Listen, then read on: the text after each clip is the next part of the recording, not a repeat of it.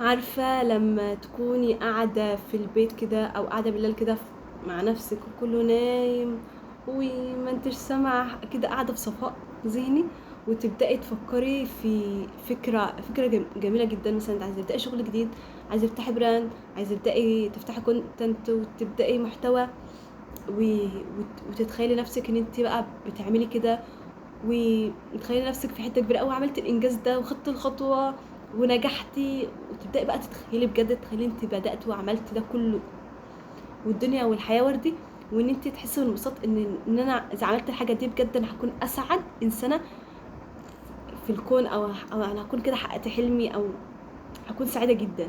وفجاه من غير اي مقدمات تحسي ان في حاجه جواك كده بتسكتك وبتوشش كده بهدوء، تقولك انت متخيله انت بتعملي ايه، انت متخيله انت هتبداي تعملي ايه، إيه، انت متاكده من اللي انت هتعمليه.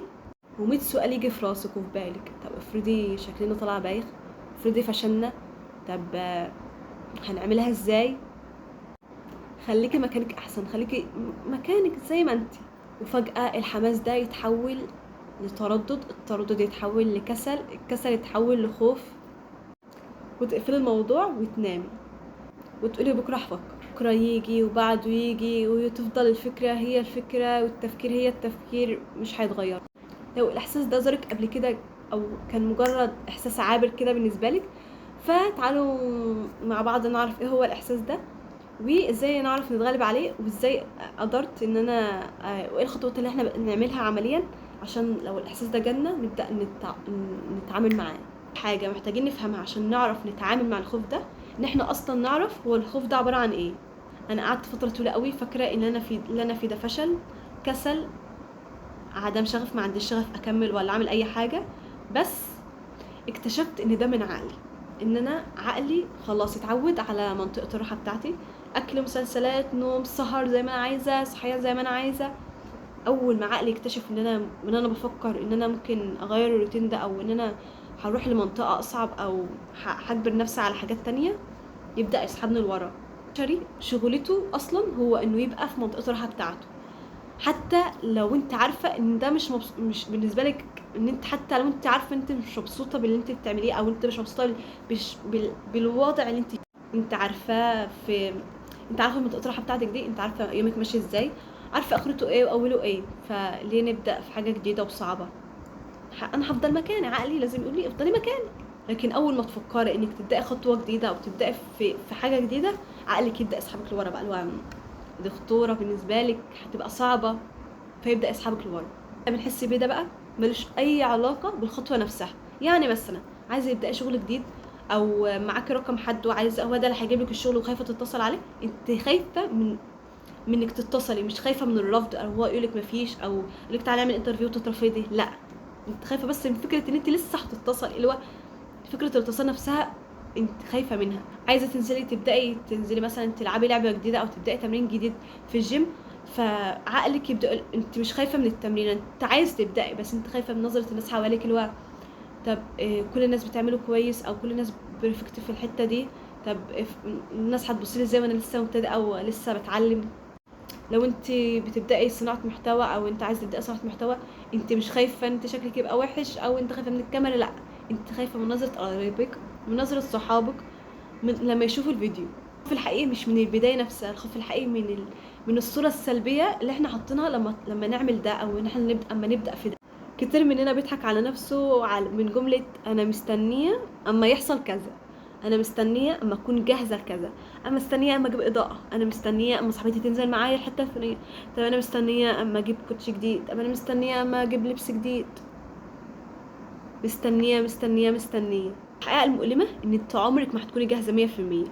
مثلا بتتعلمي سباحه اول مره تنزلي ميه، لازم تغرقي، لازم ما تعرفيش تاخدي نفسك، بتغرقي، بتقعي في الميه من تحت، بتشربي ميه كتير، دي كلها حاجات لازم تمر بيها عشان تبقي بروفيشنال وسباحه ماهره، وبتاخد وقت معاكي. ليه بقى احنا مضطرين نبدا مع نفسنا نكون بروفيشنال من اول سنه؟ دلوقتي اي شخص بتشوفه على السوشيال ميديا، او اي شخص ناجح او كده، اكيد بدا هو بيضحك او بيعمل حاجات مش طبيعيه او كده، مر باخطاء ومر ناس كتير انتقدته، واكيد بدايته برضو اكيد ما كانت مليانه اخطاء وتردد وخوف.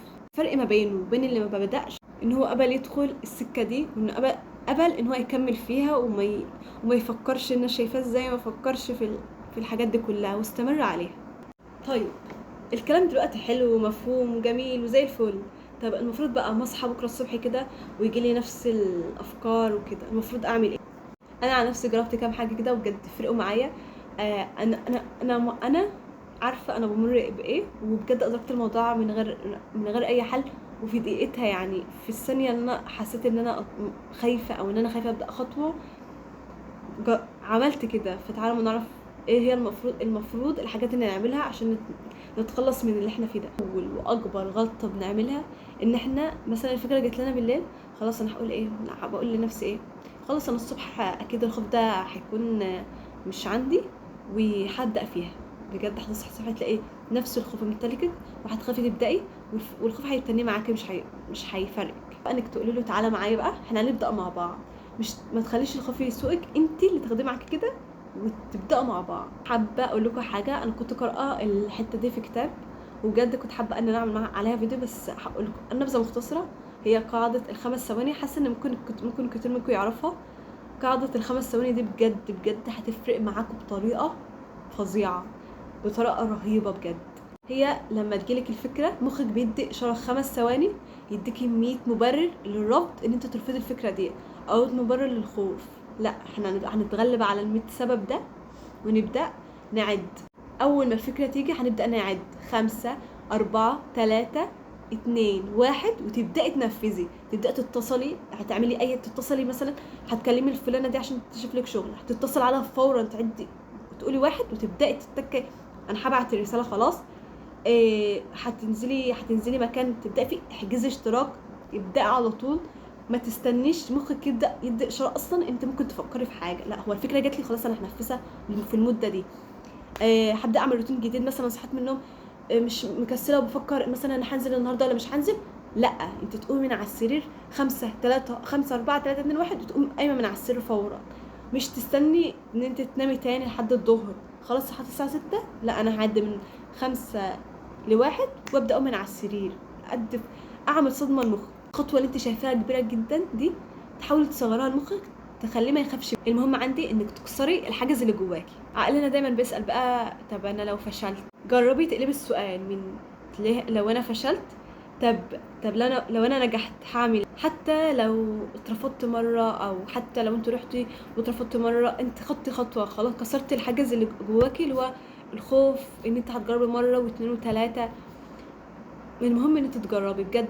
الندم لما تندمي على حاجه انت كنت بتفكري فيها وكنت خلاص هي قدامك فرصه انت تعمليها وندمت عليها، بجد مش هيفيدك بعدين. انت مثلا لو بعد 5 سنين ما عرفتيش تعملي الحاجه دي، انت دلوقتي فريش ودلوقتي انت قادره تعملي الحاجه دي، بعد 5 سنين ممكن يحصل. صدقوني احساس الندم اصعب واوحش بكتير من انك تجربي وتستسلمي للخوف. حاجه اخيره حابه ان انا اقولها، ان احنا عادي نكون حاسين بالخوف ونكون متلخبطين، مش لازم نكون البنت القويه اللي هي سترونج اندبندنت اللي عارفه هي رايحه فين وعارفه طريقها ماشي فين وعارفه خلاص هي دي السكه اللي انا همشي فيها. لا كلنا بنحاول وكلنا بنترعب من البدايات. حاولي تكوني الطف مع نفسك، يعني اذا بداتي في حاجه جديده وحسيتي ان انت فشلتي فيها، لا انا بتعلم وباخد تجربه وعادي لو ما اتعلمتش دلوقتي هتعلم بعدين، يعني فين يعني طبيعي اغلط، اصل انا لسه صغيره يعني عادي، فده كله عادي وطبيعي جدا. قولي لنفسك كده دايما، اللي هو لو حسيت ان انت فشلتي في حاجه، حسيت ان انت اترفضتي من حاجه، عادي ده كله لازم امر بالحاجات دي كلها عشان اكون اقوى بعدين. فكري دايما ان الحياه مش سباق بينك وبين حد، الحياه تجربه، يعني بجد عيشي الحياه كانها تجربه بالنسبه لك لحد ما توصلي للحاجه اللي انت خلاص اللي هو ده انا عارفه انا همشي فين بالظبط. ده انا قررت اعمله بعد ما حسيت احساس الخوف ده اسبوعين 3، اللي هو كان جايلي شغل وكنت خايفه اروح الانترفيو بتاعه عشان انا خايفه ابدا ان انا اروح، مع ان اول ما خلصت الكليه قلت انا عايزه انزل اشتغل وكنت متحمسه جدا ان انا ابدا وده كله. بس اتعودت على منطقه الراحه بتاعتي اللي هو القعده في البيت، النوم، اكل، مسلسلات، ده كله اتعودت خلاص. اول ما جالي شغل جديد قلت لا انا هيجي لي بقى شغل واصحى من الساعه 8 الصبح وابدا وده كله، لا. فاحنا خلينا زي ما احنا. بس لا بجد، انا كنت قارئه الكتاب ده بقى لي شهر، واول ما افتكرت انا قعدت افكر طب وانا ليه بعمل كده؟ طب انت كنت نفسك تشتغلي ايه بقى اللي مخليك قاعده؟ فاول ما حسيت كده قلت لازم اطلع اشارك كده. واول ما خدت الخطوه، حتى لو رحت واترفضت وعملت عادي، لو ما عملناش دلوقتي هنعمل امتى؟ لو ما خدناش الخطوه دلوقتي هنعمل امتى؟ بعد ما نعدي ال30 ونكون خلاص ندمنا وندمتي وما عملتش حاجه في حياتك عشان بس كنت خايفه. فخدت الخطوه وبجد بقيت متحمسه ان انا ابدا في حاجات كتيره قوي. ابداوا ما تستسلموش. بس كده. لو وصلتوا لحد هنا في الفيديو بجد بشكركم، وما تنسوش تعملوا لايك وتشتركوا في القناه والحركات دي كلها. وبس كده، باي.